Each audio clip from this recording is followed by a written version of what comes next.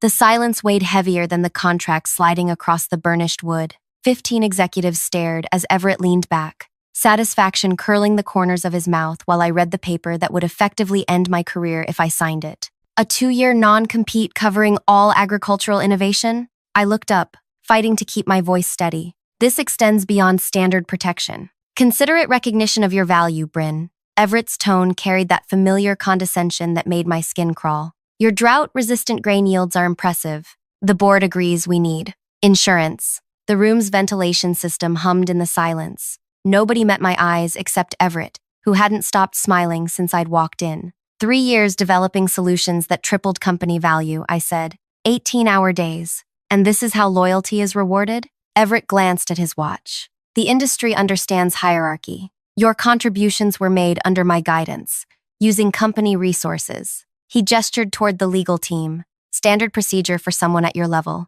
My fingertips went numb as I flipped to page 2, where the restrictions expanded to all agricultural research globally. I'd be unable to work in my field for 24 months. My research would sit idle while people starved. This isn't protection, I whispered. It's ownership.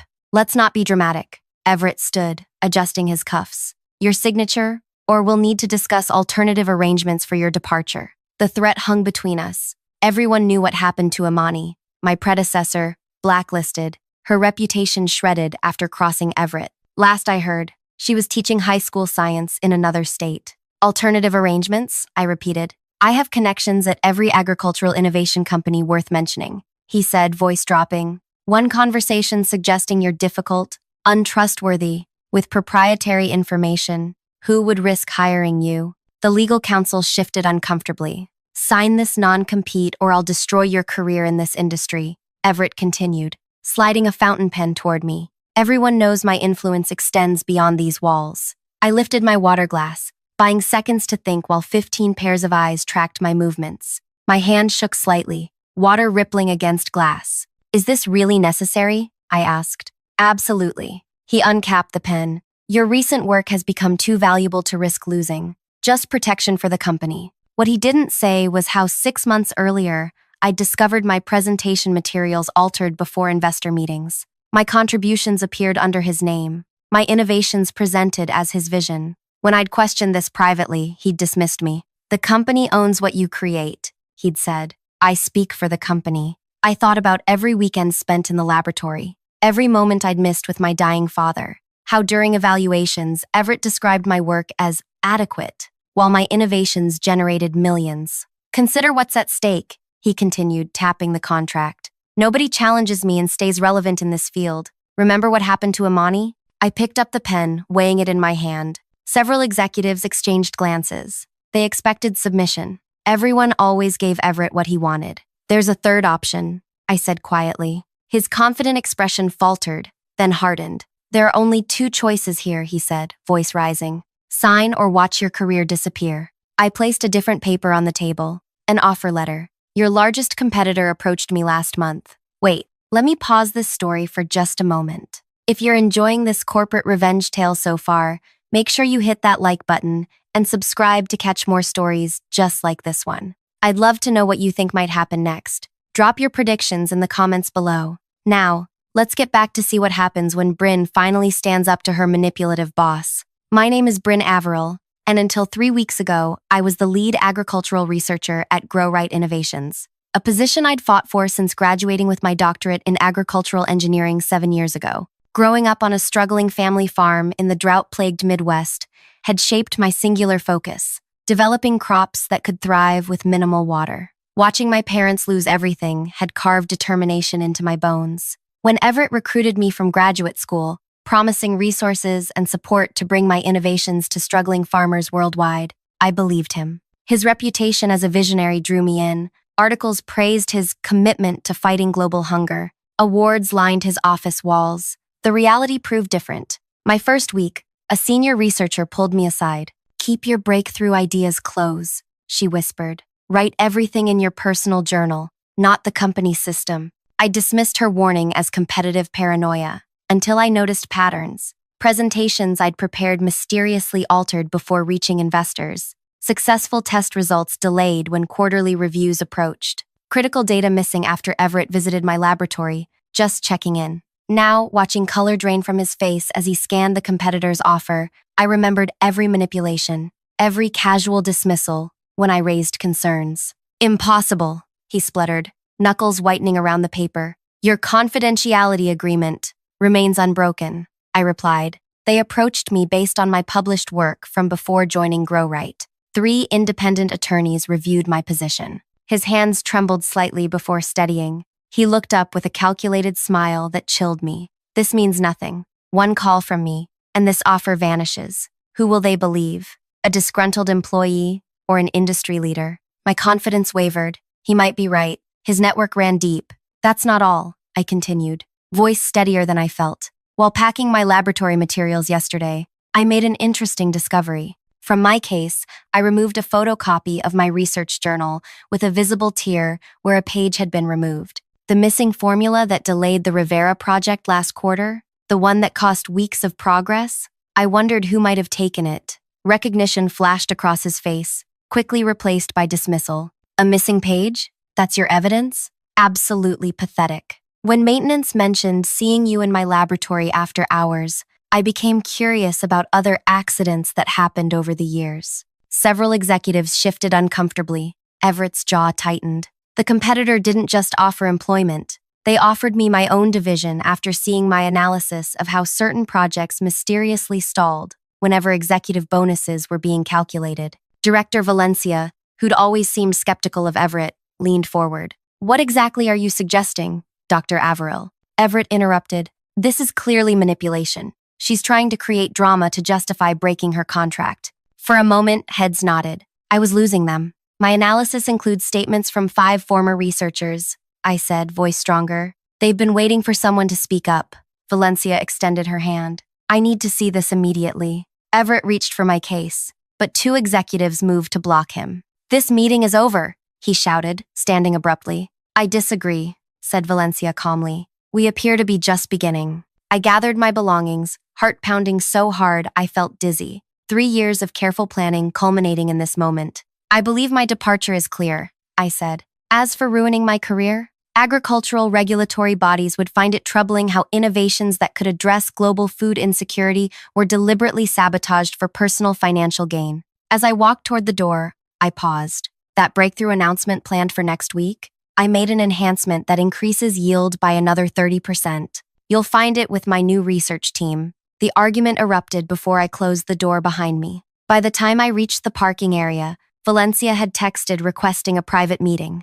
I should have felt triumphant. Instead, nausea rolled through me as I started my car. Because despite everything I'd said in that room, I had no competitor offer, no team waiting, nothing but a hastily created bluff and the burning certainty that I couldn't let Everett win again. What I did have was evidence, not enough to prove legal wrongdoing, but enough to raise serious questions. And I had 24 hours before Everett discovered my deception and unleashed his promised destruction on my career. The truth was, I had nowhere to go. My savings would last 3 months at best. My entire professional network existed within Everett's sphere of influence. Every connection, every reference, every potential employer knew him. My phone buzzed with a text from Imani. Did you do it? I pulled over, unable to drive through the tears blurring my vision. For months, I'd gathered information, building a case against Everett's systematic theft. Imani had helped secretly, connecting me with others he'd ruined.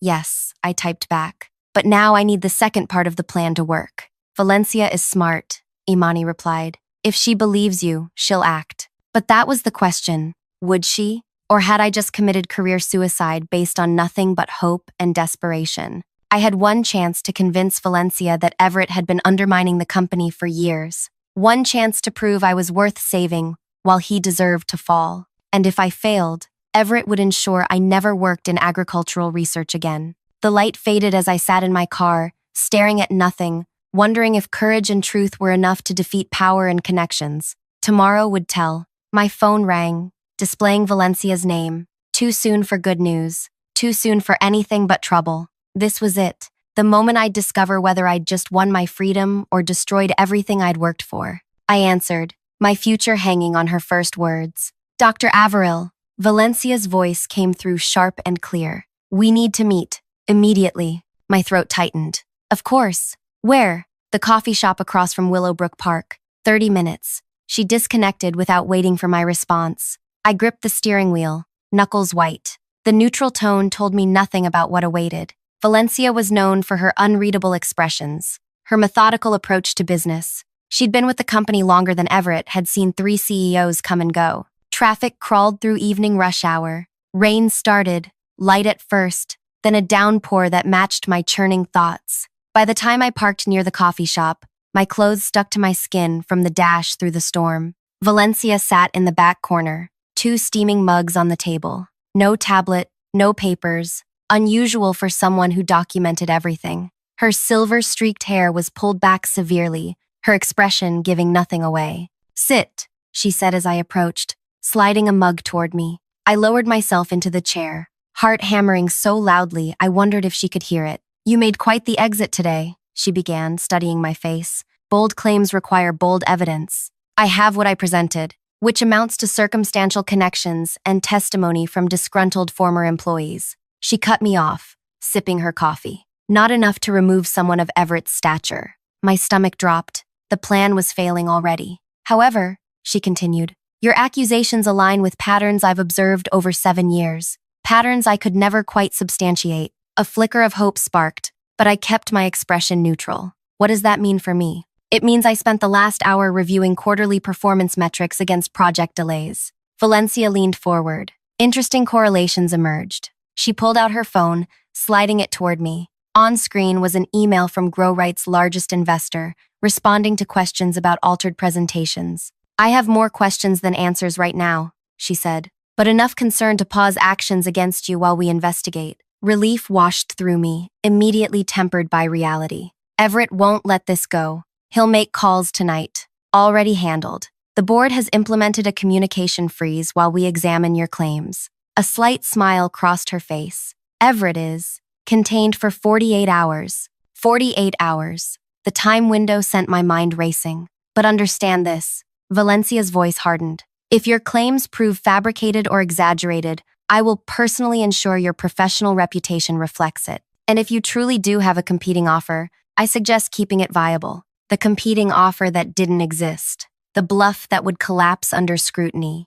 "Understood," I managed. Valencia stood, leaving her coffee mostly untouched. "I expect full documentation by 9 a.m. tomorrow. Everything you have." After she left, I sat motionless, rain streaming down the windows, blurring the world outside. 48 hours to build a case strong enough to convince the board. 48 hours before Everett could unleash his revenge. My phone buzzed with messages from 3 former colleagues. Word was spreading. The most recent from Imani. Valencia reached out. "What do you need?" What I needed was a miracle. Or a competing job offer that actually existed. I spent the night in my apartment, surrounded by research journals, email printouts, and project timelines. Every instance where my work mysteriously stalled or disappeared before evaluations. Every presentation that changed between my submission and the investor meeting. By 4 a.m., my eyes burned, but patterns emerged more clearly than I'd realized. Spreadsheets showed 13 critical research breakthroughs in 3 years,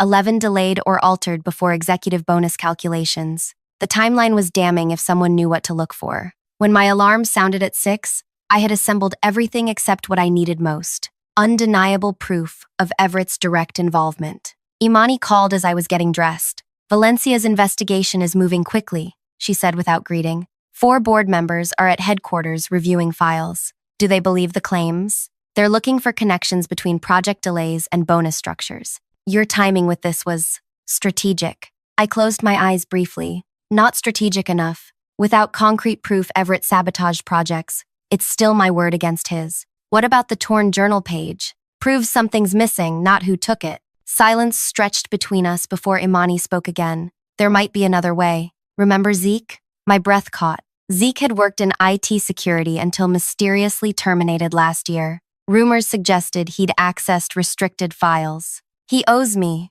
Imani continued, "and he kept insurance against future problems." "What kind of insurance?" "The kind that shows who accessed what systems when, including laboratories after hours." Hope stirred, but caution tempered it. That would be accessing company systems, without authorization. Only if you get caught. Amani's voice hardened. Bryn, Everett destroyed my career, took credit for my drought-resistant barley strain that's now feeding thousands. You're the only one who's gotten close to exposing him. I can have Zeke meet you in an hour. The risk was enormous. If caught accessing systems illegally, I'd be finished regardless of what happened with Everett. Where? I asked finally. The diner near the industrial park was nearly empty. Zeke looked different from when he'd worked at Grow Right, thinner, with a wary edge that hadn't been there before. Imani explained what you need, he said immediately, sliding into the booth across from me. Can you really access security logs? His laugh held no humor. I designed the system, built-in backdoors they never found. Why help me? It's a significant risk. Zeke's expression darkened. 3 years developing network security protocols. Everett presented them as his initiative to the board while I was on vacation. When I returned, my key card didn't work. Security escorted me out for attempted data theft. He pushed a small drive across the table. Access instructions are included. You'll have 30 minutes before the system flags the unusual activity. I stared at the drive. This could be considered criminal activity. So is sabotaging research that could help starving communities. Zeke stood. Your choice, Bryn, but make it soon. Everett's been making calls despite the communication freeze. My blood chilled. How do you know? Because I still monitor certain systems. 3 calls from his personal cell to board members last night. He nodded toward the drive. 30 minutes. Good luck. After Zeke left, I sat staring at the small device that represented both salvation and potential destruction. Using it meant crossing a line I'd promised myself I never would. Not using it meant Everett would win again. By 8:30 a.m., I sat in my car outside Grow Right headquarters, the completed documentation beside me, including what I'd found using Zeke's access, security logs showing Everett entering my laboratory at 11:42 p.m. on 6 separate occasions, each exactly 1 day before critical project milestones. The evidence wasn't absolute proof, but combined with everything else, it painted a compelling picture of systematic sabotage. As I gathered my materials, my phone rang with an unknown number.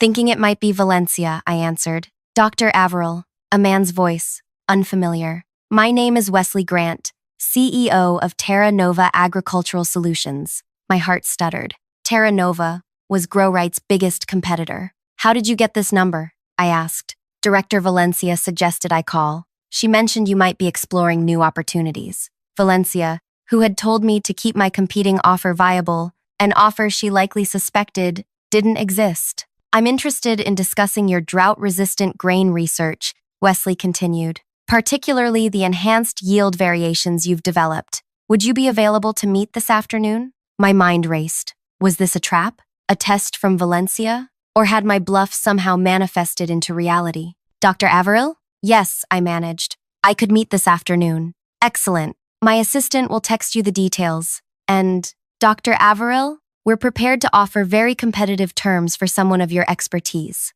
After disconnecting, I sat frozen, unable to process what had happened. The pieces were aligning almost too perfectly. My phone chimed with Valencia's message. Board meeting, 10 a.m., bring everything, followed by another from an unknown number, Terra Nova headquarters, 2 p.m., Wesley Grant. I gathered my documentation with trembling hands. In less than 2 hours, I'd face Everett and the board with my evidence. In 4 hours, I'd meet with their biggest competitor. But something felt wrong. The timing too convenient, the sudden interest from Terra Nova too aligned with my needs. What if this was Everett's countermove? What if he'd somehow arranged this meeting to prove I was violating confidentiality agreements? As I walked toward Grow Right's entrance, security approached, not to stop me, but to escort me directly to the boardroom. Through glass walls, I saw executives gathering. Valencia nodded slightly as she noticed me. Beside her sat Everett, his expression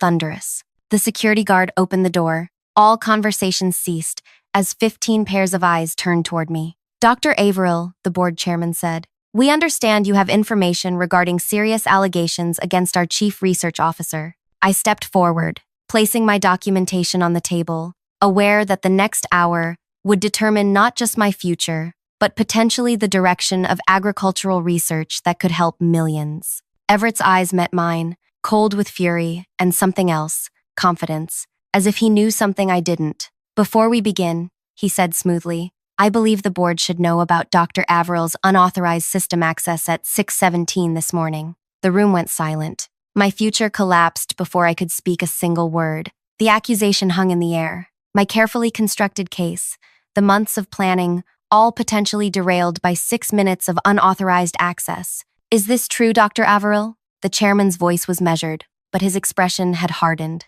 Valencia watched me carefully. The room waited for my response. Yes, I admitted, forcing myself to maintain eye contact. This morning I accessed security logs showing laboratory entry times. Everett's triumphant smile spread, which constitutes a clear violation of company policy and potentially criminal activity. After discovering someone had been entering my laboratory unauthorized after hours, I continued, cutting him off. Someone deliberately sabotaging critical research projects. I opened my folder, removing the security logs. The system showed repeated access to my laboratory by Mr. North's credentials at nearly midnight before every major project deadline. Access that coincides exactly with unexplained setbacks that delayed innovations. Valencia took the papers, examining them with narrowed eyes. Unauthorized system access is still a violation, Everett insisted, though his smile had faltered. Yes, I agreed, and I'm prepared to accept consequences for that action. But the question remains, why was our chief research officer secretly entering a subordinate's laboratory at midnight before critical deadlines? The chairman turned to Everett. Well, is this accurate? Of course I accessed her lab. I'm responsible for overseeing all research. His confidence returned. As for timing, I often work late. Nothing sinister about ensuring projects meet quality standards. Before every milestone? Valencia asked. Always after hours when no one was present? Coincidence and confirmation bias. Everett dismissed. Besides, we're focusing on the wrong issue. Dr. Averil illegally accessed company systems after separation, then met with our direct competitor. My blood froze. How did he know about Terra Nova? That meeting is scheduled for this afternoon, I said carefully. After you contacted them yesterday, claiming to have proprietary research to share. Everett slid a paper across the table. Wesley Grant called me this morning, concerned about potential corporate espionage. Apparently, someone using your credentials emailed offering to bring GrowRight's drought-resistant grain formulations to Terra Nova. The chairman picked up the paper, an email I'd never seen, never sent. This isn't mine, I said, voice rising. I never contacted Terra Nova. The digital signature says otherwise, Everett replied smoothly. And now we have admission of unauthorized system access and an arranged meeting with our competitor. Board members exchanged troubled glances. My case was unraveling before I could even present it. Valencia frowned at the email. This doesn't align with what Grant told me this morning. Everett's head snapped toward her. You spoke with Grant? I called several competitors yesterday, she said, inquiring if they'd been approached by any GrowRight researchers recently. Standard procedure during misconduct investigations. And? The chairman prompted. Grant expressed interest in Dr. Averil's published work, not in any proprietary information. Valencia tapped the email. This contradicts our conversation entirely. Hope flickered, but Everett recovered quickly. Perhaps he was being cautious with you, knowing your position. The room fell into an uncomfortable silence as the chairman reviewed both the security logs and the supposed email. This requires deeper investigation before conclusions, he finally said. Miss Valencia, please verify the authenticity of this email through IT. Dr. Averil will need complete access to your communications. Absolutely, I agreed, relief washing through me at the temporary reprieve. Everything I have is available for review. In the meantime, he continued, let's examine the other evidence you've brought regarding project delays and presentation alterations. For the next hour, I presented my documentation methodically, the correlation between delays and bonus calculations, the pattern of altered presentations, the statements from former researchers. With each piece, Everett's expression darkened further. When I finished, the chairman removed his glasses. This is deeply concerning, regardless of how the other matters resolve. Director Valencia, please coordinate with IT to verify system access records and email authenticity immediately. We should discuss what happens if Dr. Averil's allegations prove substantiated, said another board member, speaking for the first time. The implications for shareholder confidence. That's premature, Everett interrupted. We're entertaining accusations from someone who admitted to illegal system access and has clear motive to damage the company after being asked to sign standard non-compete agreements. And yet, Valencia observed. The patterns she's identified deserve scrutiny, regardless of how we discovered them. The chairman nodded. Agreed. We'll recess until it provides verification. He turned to me. Dr. Averill, you're free to leave, but please remain available. Your Terra Nova meeting. Should I cancel it? No, Valencia said before anyone could respond. Attend as planned. Record the conversation if possible. Let's understand exactly what they're proposing. Everett's face reddened. You can't be serious. We need clarity, the chairman overruled him. Dr. Averill, please report back immediately following the meeting. As the room cleared, Valencia fell into step beside me. Your evidence is compelling,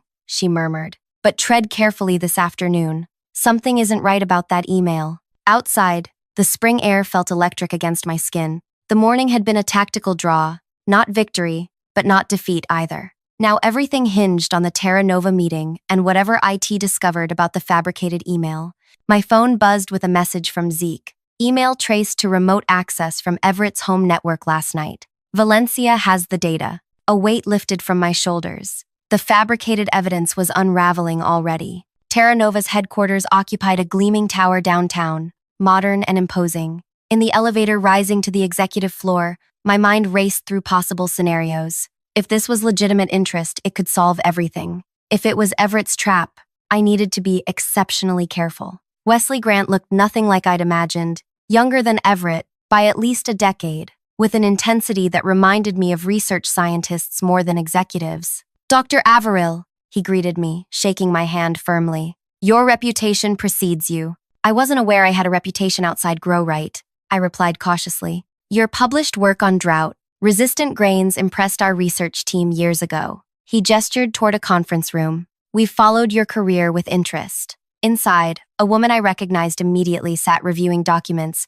Dr. Naomi Lin, whose agricultural innovations had transformed crop yields in arid regions globally. Dr. Lin insisted on joining when she heard you were visiting, Wesley explained. Your modified cellular water retention mechanism is brilliant, Dr. Lin said, without preamble. I've been trying to convince Terra Nova to approach you for months. The meeting wasn't what I'd expected. No fishing for proprietary information, no subtle questions about Grow Right's research. Instead, detailed discussion about my published work and theoretical questions about future applications. After 40 minutes, Wesley leaned forward. Let me be direct, Dr. Averill. We want to offer you leadership of our sustainability division, complete research autonomy, double your current compensation, and immediate implementation channels to get your innovations to farmers who need them most. The offer was everything I'd ever wanted professionally, too perfect to be coincidental. Why now? I asked bluntly. What prompted this timing? Wesley and Dr. Lin exchanged glances. Director Valencia called yesterday, Wesley admitted. She mentioned you might be available and suggested we review your published work. Once we did, the decision was obvious. Did she mention why I might be leaving Grow Right? Only that there were ethical concerns about how research was being managed. He hesitated. And this morning we received an email supposedly from you, offering proprietary Grow Right research. I immediately reported it to both companies as an obvious falsification. Obvious how? The technical details were incorrect, Dr. Lin explained. Whoever wrote it doesn't understand the science. The molecular structure described would collapse under basic testing. I couldn't help laughing despite the tension. Everett had fabricated not just the email but its contents, and made elementary scientific errors in the process. We assumed it was an attempt to create problems for you, Wesley continued. Valencia confirmed our suspicion when I called her. My phone vibrated with an incoming call from Valencia herself.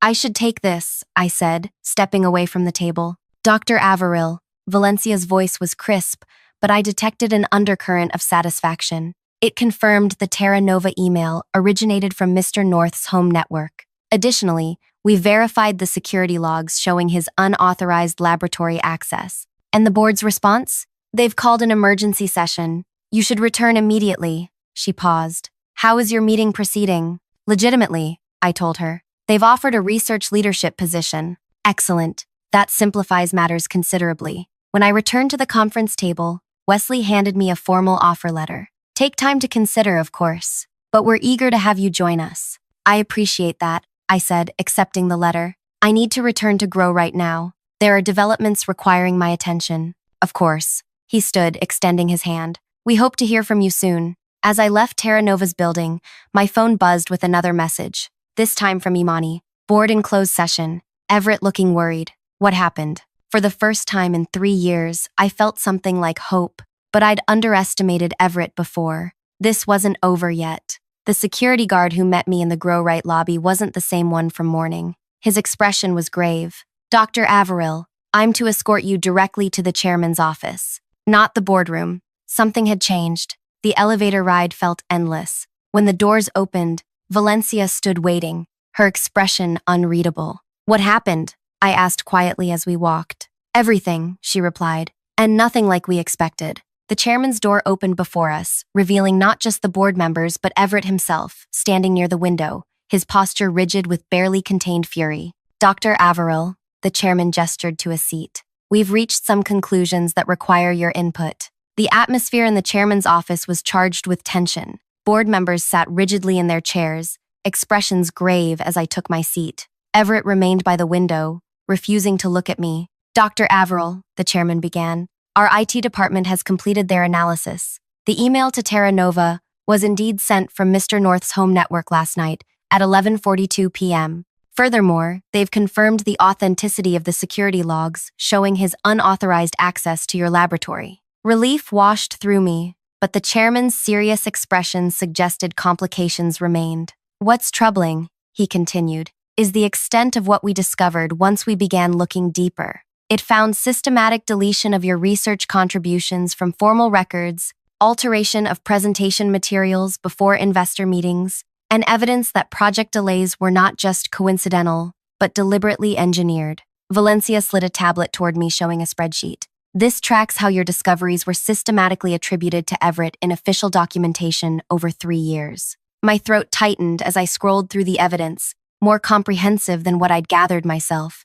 Years of my work, methodically stolen. This isn't just about credit, the chairman said. The deliberate delays of agricultural innovations that could benefit struggling communities raises serious ethical concerns. Preposterous, Everett finally spoke, turning from the window. Though his voice projected confidence, perspiration beaded his forehead. This is a coordinated attack on my reputation by a researcher who couldn't handle standard corporate hierarchy. The evidence suggests otherwise, Valencia replied coldly. Evidence obtained through unauthorized system access, he countered, which the board seems willing to overlook while condemning me based on the same illegally obtained information. The chairman's expression remained impassive. We've obtained independent verification through proper channels after the initial allegations. The conclusions remain consistent. Everett's composure cracked slightly. What exactly are these conclusions? That you systematically undermined Dr. Averill's work to enhance your own standing and compensation, the chairman stated flatly. That you attempted to force her into an excessive non-compete agreement when she became too difficult to control. And when that failed, you fabricated evidence to discredit her. The room fell silent as Everett absorbed these words. For a moment, I thought he might admit defeat, but then his expression hardened. The board seems determined to side with Dr. Averill despite her clear violations of company policy, he said, straightening his jacket. I've given 15 years to this company, built its reputation, secured its largest investors. If you're suggesting my position is in jeopardy based on accusations from a disgruntled subordinate, your position is already terminated, the chairman interrupted. Effective immediately. Everett froze. You can't be serious. The decision was unanimous, Valencia added. Your personal effects are being packed as we speak. The color drained from his face as reality set in. This is a catastrophic mistake. I'll have my attorneys. That would be inadvisable, the chairman cut in. We've prepared a separation agreement that includes a non-disclosure provision regarding the circumstances of your departure. Fighting this would necessitate public disclosure of our findings. Everett's eyes darted around the room, searching for allies and finding none. When his gaze finally landed on me, the hatred there was palpable. You engineered this, he hissed. You won't get away with destroying what I've built. Mr. North, Valencia's voice cut like steel. You destroyed yourself. Now please wait outside with security while we conclude our discussion with Dr. Averill. For a moment, I thought he might refuse. Then, with one last venomous glance at me, he walked stiffly toward the door where security waited. As the door closed behind him, the tension in the room visibly eased. Dr. Averill, the chairman turned to me. We owe you an apology for what you've endured. The systematic suppression of your work represents a significant failure of oversight on our part. I nodded, still processing the sudden collapse of the power structure that had defined my professional life for 3 years. What happens now? I asked. That depends partly on you, the chairman replied. We understand Terra Nova has offered you a position. They have. Before you make any decisions, we'd like to present an alternative. He nodded to Valencia, who slid a folder toward me. We're establishing an independent research division focused on sustainable agricultural solutions, she explained. Complete autonomy, doubled resources, and direct implementation channels to get innovations to communities that need them. I opened the folder to find a detailed proposal, essentially the leadership position I'd always wanted but never believed possible at Grow Right. Why now? I asked, echoing my earlier question to Terra Nova. Because we recognize what we nearly lost, the chairman answered frankly. Your innovations have driven our growth for years, often without proper attribution. That changes now. Valencia leaned forward. We're prepared to offer significant compensation for past oversights as well. The details are in the proposal. I scanned the document, finding a figure that made my breath catch. This is generous, I said carefully, but my concern has always been impact, not compensation. Everett systematically delayed technologies that could help struggling agricultural regions. How do I know that won't happen again under different leadership? A fair question, the chairman acknowledged, which is why the new division would report directly to the board, not through standard executive channels. Full transparency, with quarterly public reporting on implementation metrics. The offer was compelling, more resources than Terra Nova could provide, with the infrastructure already in place to scale innovations quickly. I'd like time to consider both options, I said finally. Of course, we'll need your decision by the end of the week. The chairman stood, signaling the meeting's end. Whatever you decide, Dr. Averill, your contributions will be properly acknowledged from this point forward. As the board members filed out, Valencia lingered. For what it's worth, she said quietly. I've suspected Everett's methods for years, but could never prove it. What you did was risky, but necessary. Will there be consequences for the unauthorized system access? She smiled slightly. Let's call it a security audit that identified serious vulnerabilities. Sometimes the proper channels aren't adequate when systems are fundamentally compromised. As I gathered my things, she added, the third option you mentioned in that first meeting, it wasn't Terra Nova or standing up to Everett, was it? It was building a case methodically until the truth couldn't be ignored. I nodded. I never expected it to work completely. I just couldn't let him win again. Well, your strategy succeeded beyond what anyone anticipated. She handed me a keycard. Your laboratory access has been restored, if you'd like to collect any personal items. The research floor was quiet as I entered my laboratory for the first time since the confrontation. Everything remained exactly as I'd left it. Equipment still arranged from my last experiment, notes still on the whiteboard.